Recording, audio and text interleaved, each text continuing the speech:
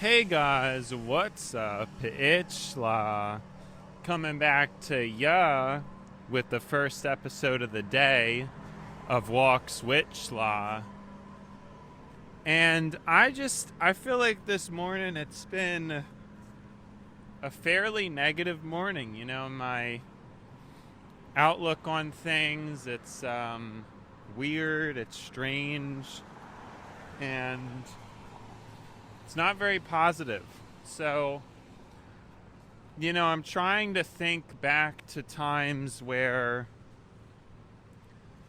maybe I was more spiritually mindful. There were definitely stretches of time where I was very joyous in my deposition. It was just different. There were times in my life where I really discovered and found a sense of peace and a sense of joy and a sense of happiness or entertainment. And it's a shame that is not or hasn't really been the case for a while. It's been a long while since I've really known peace. And it's not fun. It hasn't really been an easy past couple years, and I think that the mind gets so used to chronic stress and just like the chronic lack of peace, you get accustomed to it. But I think its effects continue to linger. The unrelenting hyper awareness of time, the inability to just have time to relax, it hasn't really changed. No, it's something I began to notice once I got into high school, how everything began to just take too long to pass by, and the breaks never really felt good, and they were always too short, and an overwhelming sensation that could never really get quelled. I think the only way for me to be quelled is good company and good conversation. And it's just simply been so many years since I've really had that for any extended period of time. It's weighing on me as a person, But as I'm thinking negatively and of my complaints, I want to try to balance that out with a reflection, with some kind of a positive thing too, because it's not like I don't have any positive going for me either. I do. I think not many people have this kind of thing as an outlet. I mean, some people probably don't think it's special and maybe don't think it's unique. I guess it's possible I'm overstating its relevance, but I think there's merit to what I do, whereas many people don't have a hobby as tangible or as potent, as strong as mine, and I think that is a very important thing to take note of.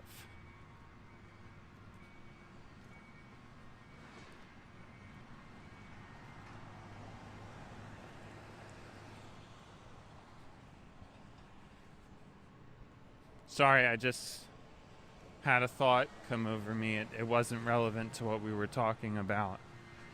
So there is that layer of positivity of, my mind's ability to create or to think, to imagine, to entertain, but that muscle, it's weakened. It's, now that I have to work and, again, after the pain and distress of the social relationships I've went through, it gets harder to find that place that I once was able to find. But I was once able to find it back in a time where I hadn't had been afflicted as much as I had. I just don't know how to really describe it. I mean, I think I'm doing an okay job of describing it. That's one of the main things about myself in comparison. A lot of other people, you know, they don't really do a good job of explaining themselves. They don't really know how to. I would equate that to them basically never even being in situations where people want to. I think that's ultimately what happens. It's like you deal with people who basically have no interest in hearing them out or comforting them or anything like that. That's what happens. You end up dealing with those types of people where a lot of times in my conversation, what I'll bring up is a lot of these important points that matter, that are important. And I just think most people in regular conversation, nobody talks to them like that. And so a lot of times when people talk to me, it's like they have no idea what to even do. I guess it's like talking to a therapist, sort of, but I think it's uncomfortable for some people because it's not in that kind of relegated and regulated environment. You know, just like a casual conversation, I guess it's overwhelming for a lot of people, but I tend to bring it out of people, and I just notice a completely different side of them when I'm one-on-one with people. It brings out a deeper side, those who at least are willing. And so I guess in a way it could, I mean, because I complain a lot about how people don't open up for me. It's something I feel like, you know, they'll tell certain people other things but not me, but maybe that isn't even true. Maybe a lot of the stuff people tell other people is oftentimes kind of a waste of time, and there's maybe a maturity component there or something. I think that's possible. I haven't really thought about it in that way. It's basically like people don't really waste my time socially.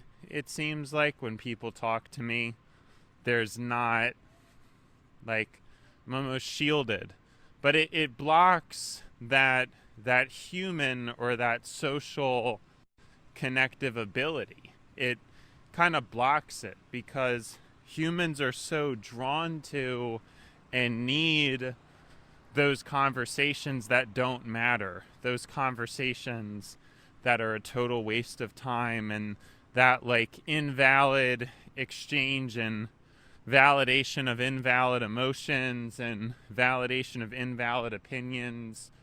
That's really what people crave. But when you're someone like me, that's never happened because your perspectives and opinions are not so simple. They're not so straightforward.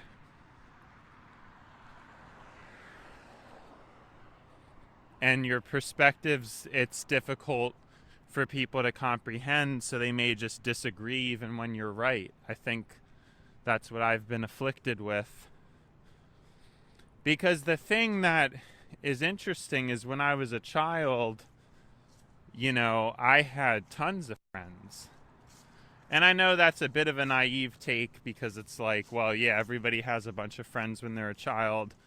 But I don't think everybody does, or, you know, maybe not everybody has as many. It's pretty interesting. Like my childhood really was very normal. Like I was actually really social, and I had lots of friends and all that stuff. Super normal. Like, and then things changed pretty rapidly as early as about, I want to say 8, 9, or 10 years old. And I just have a feeling it's the brain's development, I started to realize things little by little, and really always did. Things that didn't make any sense, things that needed to be corrected. And a lot of times you have like a dialogue about that with someone and they just have no idea what you're talking about. So,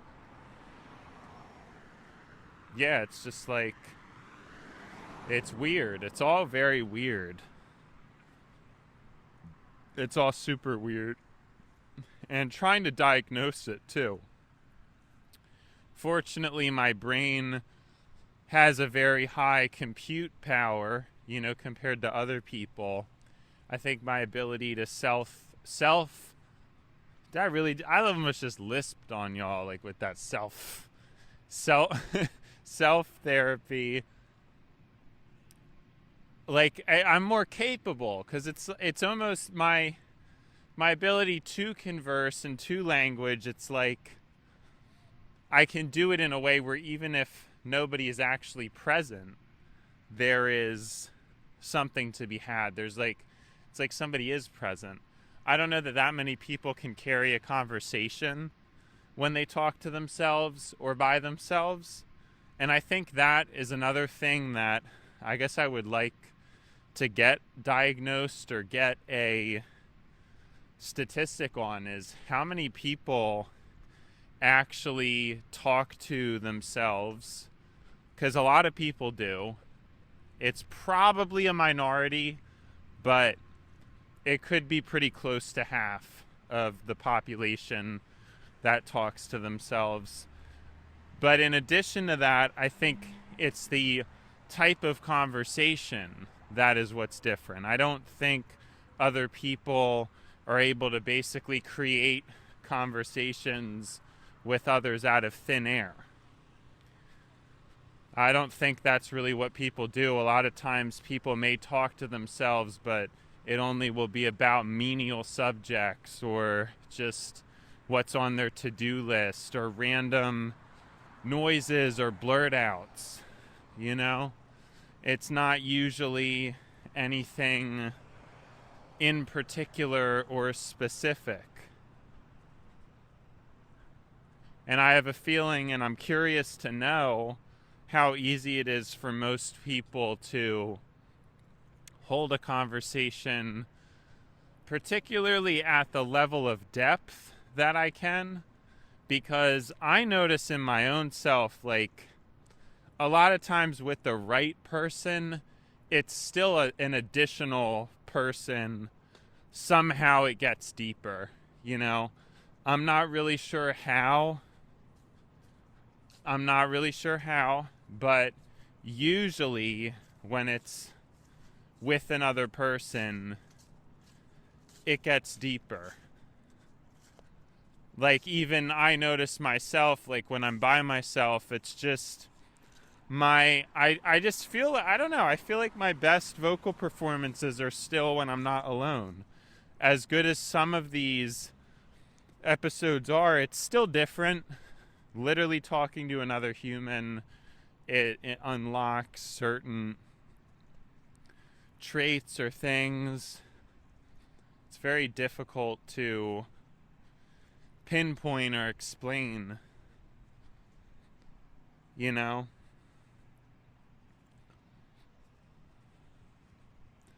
But I think that's what happens. So I wonder, like, a lot of people, because this kind of was happening back when I was in school, when I was kind of giving the impression of, people should just be learning by themselves. All the information's there on the internet. Why do we even have teachers anymore? Like, let's just... And so many people, like, wouldn't really get what I'm getting at. And they would say, oh, well, I just wouldn't do it if it was by myself. And, all these other things. And I couldn't wrap my head around that. But I realize it's, again, there must be some kind of a discrepancy with how I think or how my mind is working in comparison to most. Like they're just, and I've already talked about this a lot, how like I just kind of came up with theories, ideas, or solutions for things, and then you realize the solution just completely wouldn't work because of how most people think and operate. They wouldn't even be able to pull it off. Right? Like I think I guess it's an important thing to note, because I didn't really understand that, but I do realize now, for most people when they're alone, I mean, they're really just off, like they're not, it's very difficult for people to be engaged without like a real person reaching out to them. I think this is especially difficult nowadays because of screens and everything. It really takes people out of reality, out of the present moment. People are kind of like out there sort of drifting off. I would or make the argument not really alive. That was something I kind of was thinking about today, like I really just want to meet someone who's alive. I think that would be my wish, to meet someone who's actually alive and who would actually be cool and do cool, fun stuff, and not just a bunch of, judgment and craziness. Because that's always what it turns into. Always turns into that with people. There's always some kind of misunderstanding or judgment, and it's due to, I guess, cognitive limitations or compute limitations. I'm not really sure. But that was like my wish for today is I'm tired of needing to lower myself to interact with dead people. Like I want to talk to people who are alive. That's what I want to do. I want to speak to other humans who are living. And I'm crying out for that. And so what I mean is nobody's really living. So it's very difficult to get a hold of someone nowadays. And I think people don't understand like how stupid that is or how much of a problem it is. And I kind of have a pretty nuanced position on this. I have this nuanced position because a lot of people think that it's the technology that's disconnecting us, and that, you have these places where, they're like some venue or something, and you have to put your phone away before coming in, and like that's going to solve everything, like just getting rid of technology. Funnily enough, I actually completely disagree. I think all the stuff we were told about social media is true, and technology. It is a way to make us more connected than ever, but the problem is humans have utilized it and they've corrupted it for stupid and bad uses and reasons. So it has to be restricted because people can't be trusted. That really is the problem with technology and social media, because on the surface it is true, and I think there's a lot of truth to the ability to be more connected than ever before. It's just that humans, and obviously most people that I've talked to, I can tell they're incapable of it. Like, people will just abuse it, I think a clear example of this is a lot of people just for some reason look up or know about really disgusting things. Like they just do it. They just look it up. And I never really did that. I don't know. Like it always seemed like just not good. But a lot of jokes and a lot of humor. It's very mainstream now to just basically just be really disgusting. Really disgusting and weird. And I don't want anything to do with it. But when I look around at my peers and what they're doing, that's what it is. And so there's something to that, there's something to that for sure. And I think that's like an example of tech being completely incorrectly utilized. But the idea that we have to get rid of it, or that tech is like an inherent bad thing, I just think is incredibly short-sighted and stupid. It's actually like ridiculous. It just, humans themselves have taken a perfect and beautiful thing and just corrupted it and just created these ravenous landscapes of no good stuff with them. And so getting rid of phones and trying to focus on physical human interaction, it's not really going to work. It's outdated and it's just no good. You know, we have to amp up the tech, but it's the self. It's the human being as a flesh piece that needs to get an upgrade. It's not the technology that needs to get better. It's the human that needs to get better. Technology is already far ahead of what the average human is capable of, so we need to step it up. We need a firmware update. You know, our drivers are bugging out right now and, again, completely misusing for unethical and corrupt and immoral reasons this technology that is so far above. It's unfair and really we're unworthy of it. So no, the solution is not to get rid of phones. It's to use them correctly. It's to have an etiquette about it. But of course, most humans, I assume, are not mindful enough to even do that, because I don't even know how many people have these thoughts or think about these kind of things or dialogues. It's really something to consider, isn't it? I just can't believe it. But anyways, I don't know how much more there is to say about that topic, but what I do know is that it's been schla and now it's time to buy schla. So, see you schla.